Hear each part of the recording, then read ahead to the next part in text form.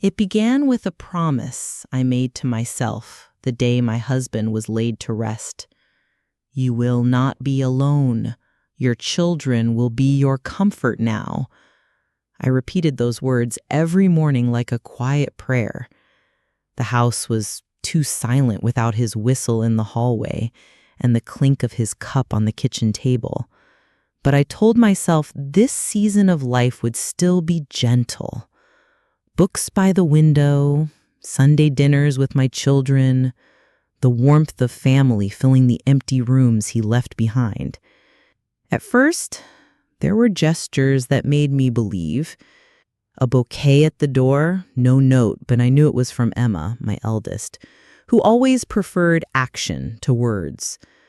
A missed call from Daniel with the text, "Busy at work, love you, Mom."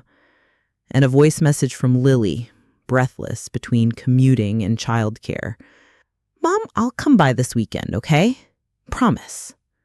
I held those little pieces of love like stones in my pocket. I turned them over in my hand whenever the evenings grew long.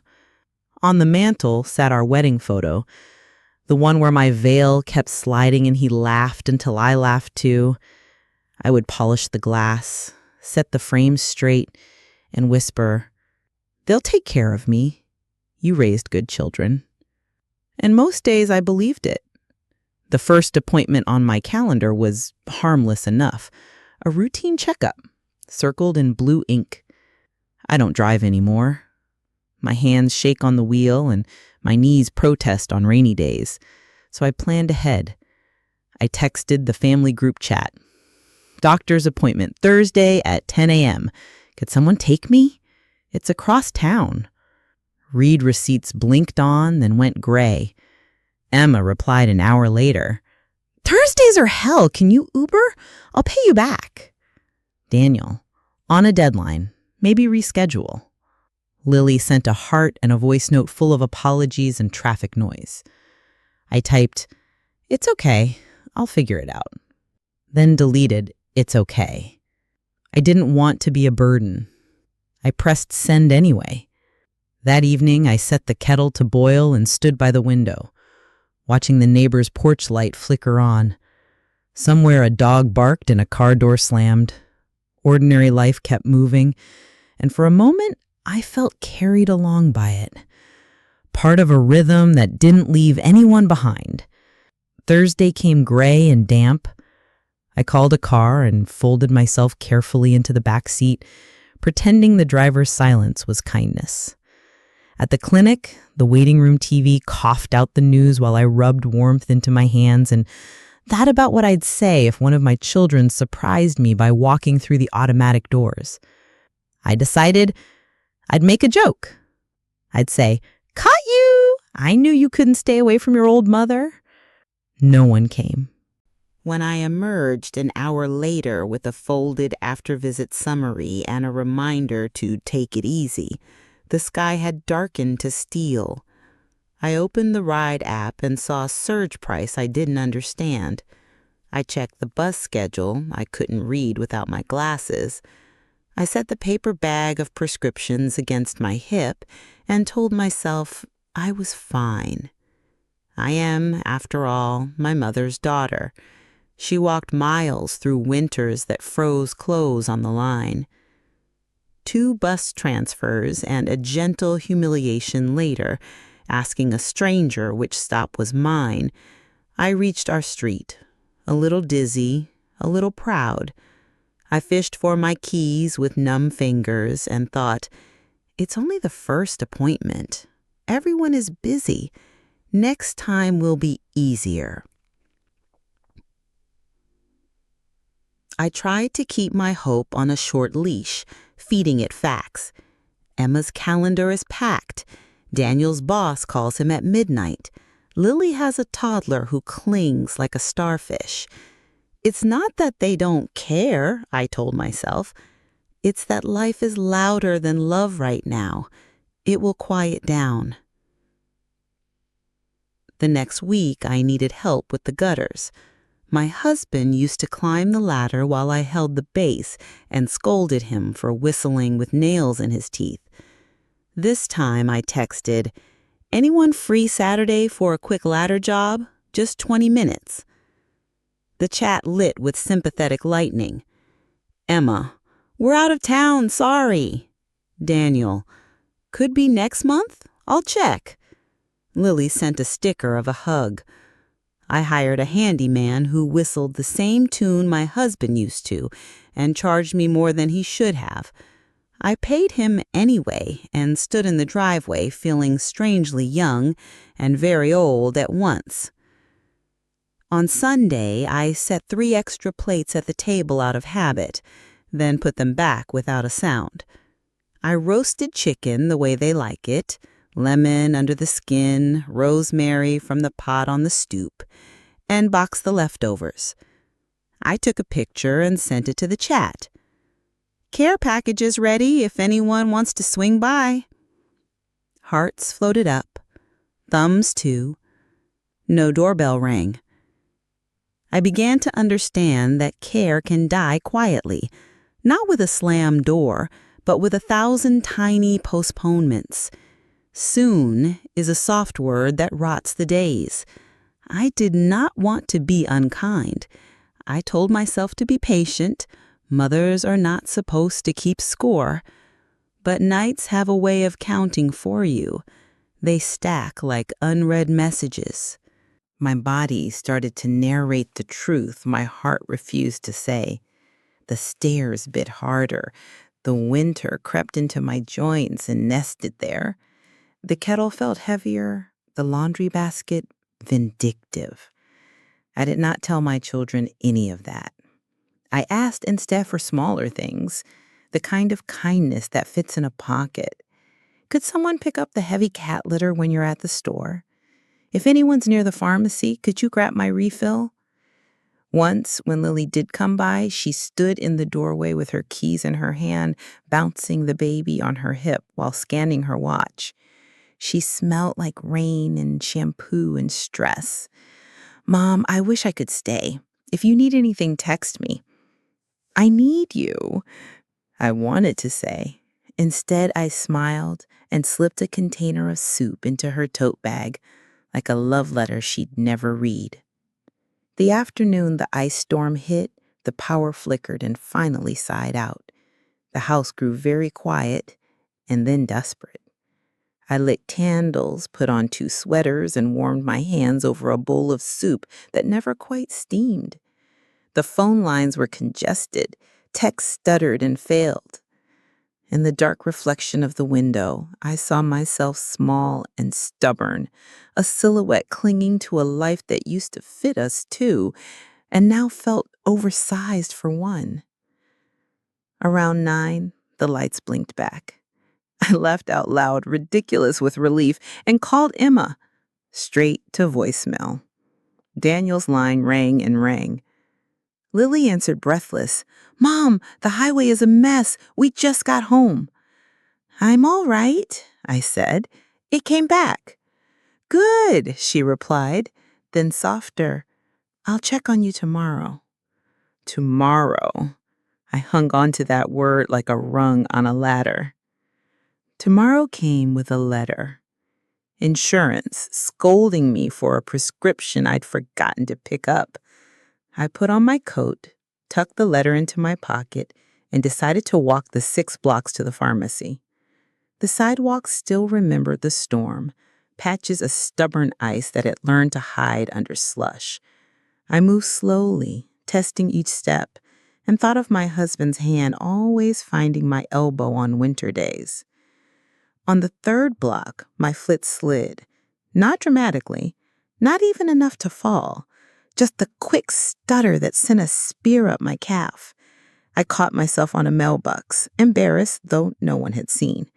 I stood there, breathing until the pain retreated to a simmer. I looked at the phone in my hand and scrolled to Emma's name. Don't be dramatic, I told myself. 6 blocks is not Everest. I kept walking. At the pharmacy, a teenage clerk bagged my refills without looking up. I thanked him for both of us anyway. The walk home was slower. The ice had learned my rhythm. When I reached the front steps, the ache in my leg had grown teeth. I gripped the railing and climbed one stair at a time, listening to the old wood complain on my behalf. Inside, the answer phone blinked red. Daniel's voice filled the room, bright and far away. "Hey, Mom. Sorry I missed your call earlier. Back-to-back meetings. You okay? Let me know."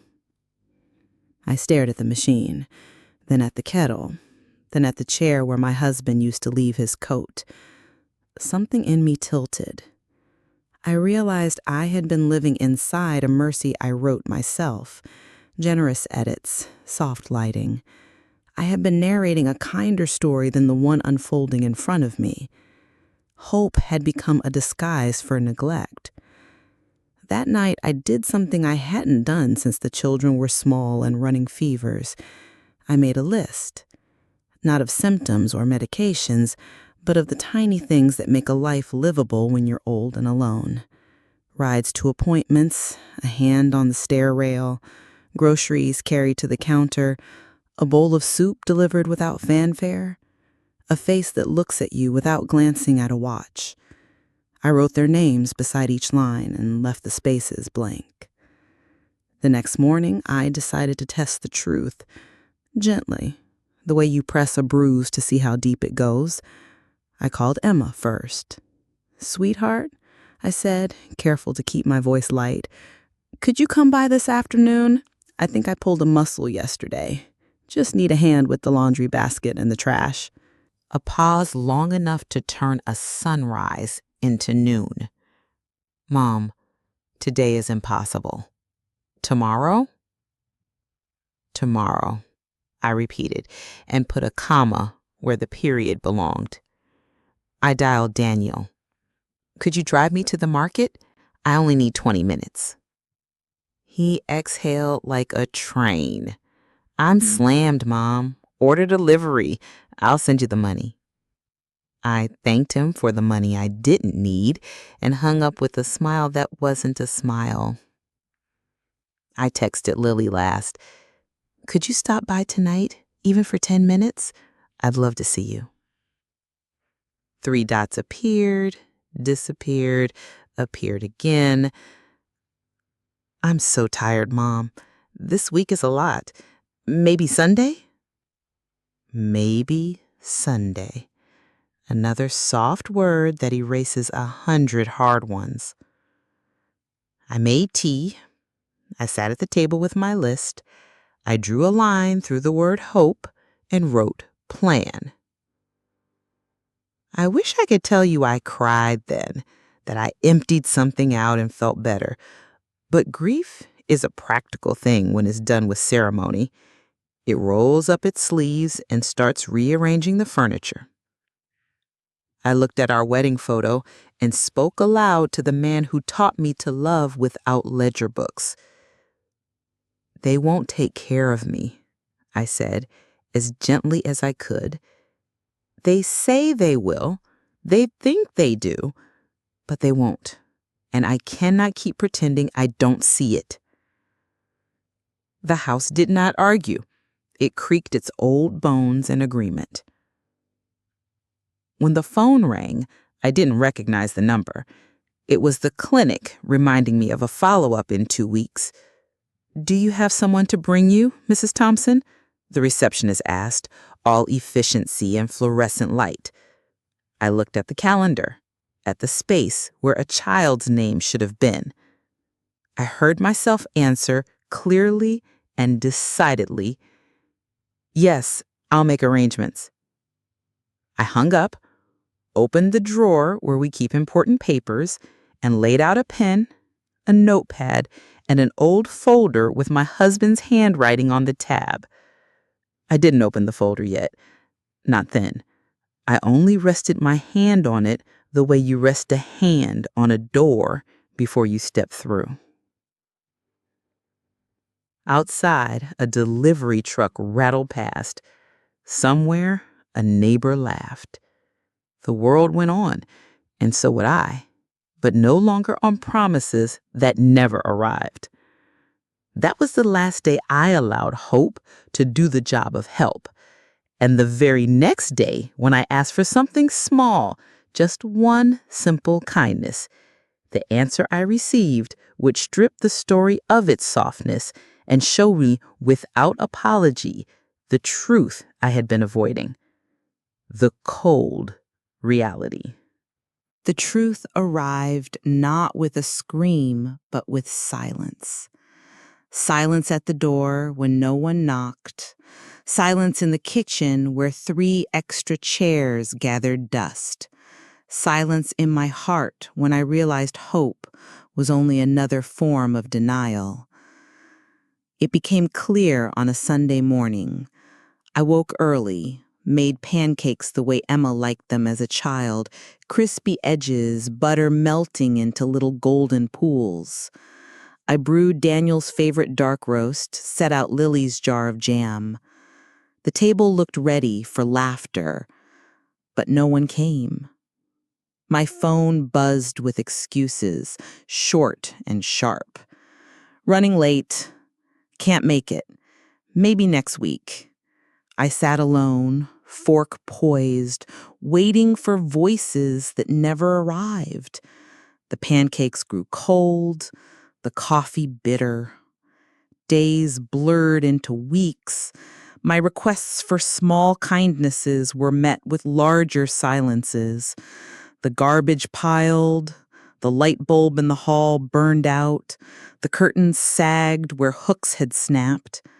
I asked once more for help, my voice careful not to sound needy.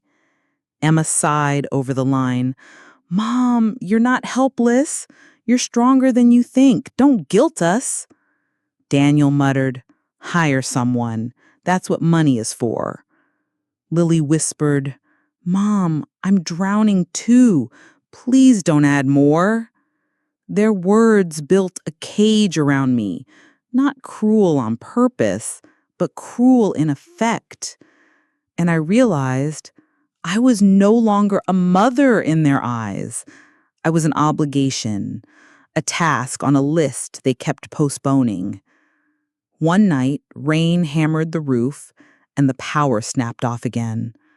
I called each of them. Emma sent me to voicemail. Daniel's phone rang endlessly. Lily texted, "We're stuck at a party, can't drive in this storm." I sat by candlelight, trembling, realizing I could vanish into the night and none of them would notice until it was too late. I pressed my palms together and whispered to my husband's photo, "You would never let this happen." The next morning, I looked in the mirror and didn't see a mother. I saw a shadow. And shadows do not get cared for. But shadows, they also don't stay forever. Because that week, something inside me broke. And breaking was the only way to see clearly. And so my despair gave birth to something else, a quiet fire that would grow into my secret decision. Loneliness is heavy, but invisible. It doesn't bruise where others can see. It doesn't bleed where others can bandage. It hides in small humiliations. The jar you can't open, the stairs you climb too slowly, the silence after you whisper hello to an empty room. I began to feel it everywhere. When neighbors waved, I smiled too brightly, pretending the world inside my house wasn't caving in. At church, when people asked how my children were, I lied. Busy, successful, loving. Lies are lighter than pity. But at night, truth pressed down on me. My body ached with neglect. My heart ached with betrayal. The woman who once sang lullabies was now whispering them to herself to sleep. One evening, I fell in the kitchen. Not a dramatic fall, just a slip, my hip kissing the floor too hard. Pain spread like wildfire. I lay there staring at the ceiling, phone inches away, names glowing on the screen. I scrolled, thumb hovering over Emma, then Daniel, then Lily. I wanted to call. I wanted to say, I need you. But instead, I closed my eyes and waited until the pain dulled enough to crawl to the chair. I told myself, don't give them another excuse to feel burdened. The next morning, bruises bloomed purple across my skin. I wore long sleeves, even alone, ashamed of the proof of my solitude. That night, I cried into the quiet, not because I was alone, but because I realized I was alone by their choice. And pain, when mixed with clarity, becomes dangerous. It carves sharp edges where once there were soft ones. It whispers, do something. And so, in my weakest hour, the idea came, faint at first, then stronger. If they would not care for me in life, then perhaps they did not deserve the reward I had promised them in death. That was the night I decided my will must change. I made the appointment in silence. My children never knew. I told them I was meeting an old friend for lunch, and maybe that was true, because the lawyer had known my husband, had known me when I was stronger. His office smelled of old wood and ink. He looked at me with surprise, then sadness, as I laid the papers on his desk. "Are you certain?" he asked. I nodded. My hands did not shake. "Yes, they left me long before I left them. I will not reward neglect with inheritance." We drafted the new will. Each line was a quiet rebellion. Instead of Emma, Daniel, and Lily, I wrote other names. A local charity, a scholarship fund, my kind neighbor who checked on me more often than my own children. As the pen scratched across the paper, I felt lighter. Each signature was a thread cut free from disappointment. When I sealed the document, I whispered to myself, "This is not revenge. This is justice." The lawyer pressed the envelope into a safe. His eyes lingered on me. "One day they will know. Are you ready for that?" I smiled faintly. No, but they must be. And so my secret was born, hidden, silent, waiting. What I didn't know was how soon it would come to light, and how violently the truth would break them. It happened sooner than I imagined. A slip of the tongue, a document misfiled, or maybe it was fate itself. Tired of my silence, Emma found out first. She called me, her voice shaking. "Mom, tell me it isn't true. Tell me you didn't change the will." I said nothing. Silence, sharper than any word. Daniel stormed into my house days later, slamming the door. "How could you do this after everything we sacrificed for you?" I looked at him calmly. "Everything you sacrificed? Tell me, Daniel, what exactly did you sacrifice?" He had no answer. Lily wept the loudest. "Mom, please, we're your children. Blood is blood." And I whispered, "Love is more than blood, and respect is more than duty." The truth spread among them like fire in dry grass. They begged, they shouted, they accused. But nothing they said could erase the years of abandonment, the loneliness they had carved into me like stone. That night, as the house finally grew quiet again, I knew the battle had begun, and I was ready to face them, not as their victim, but as their judge. The confrontation came at my table, The same table where I once served pancakes, coffee, jam. Now it served justice. I laid the papers before them. Here is the will. Signed. Legal. Binding. Emma's face turned red. Daniel's jaw clenched. Lily sobbed. I didn't shout. I didn't weep. I spoke with the voice of every lonely night, every unanswered call, every bruise I hid. You had your chance. I asked for little. You gave me nothing. This is not punishment. This is truth. They pleaded, promised to do better, offered to take me in, to share calendars, to call every day. I shook my head. Love is not a performance. It cannot be scheduled after guilt. I needed you when the lights went out, when the stairs bit, when my body ached. You weren't there. The silence that followed was heavier than any storm. And in that silence, I realized they would never see me the same again. And I was glad. Because now they finally saw me, not as a burden, but as a woman who still had power. Weeks passed. The will remained unchanged, locked safely away.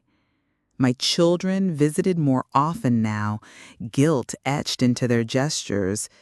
They brought flowers, groceries, laughter too loud. But the wound was too deep, and wounds do not vanish with bouquets. I told them gently, this is not about money. It's about love, and you cannot buy back years of neglect with sudden attention. Emma cried. Daniel stared at the floor. Lily whispered apologies. I forgave them in my heart, but forgiveness is not the same as forgetting. When I looked into the mirror now, I did not see a shadow. I saw a woman who chose dignity over desperation, a mother who demanded respect, even if it cost her blood ties. I left them with words they would never forget. Inheritance is not given by blood. It is earned by love. And you lost it long before I signed that paper. The house grew quiet again, but this time it was not loneliness. It was peace.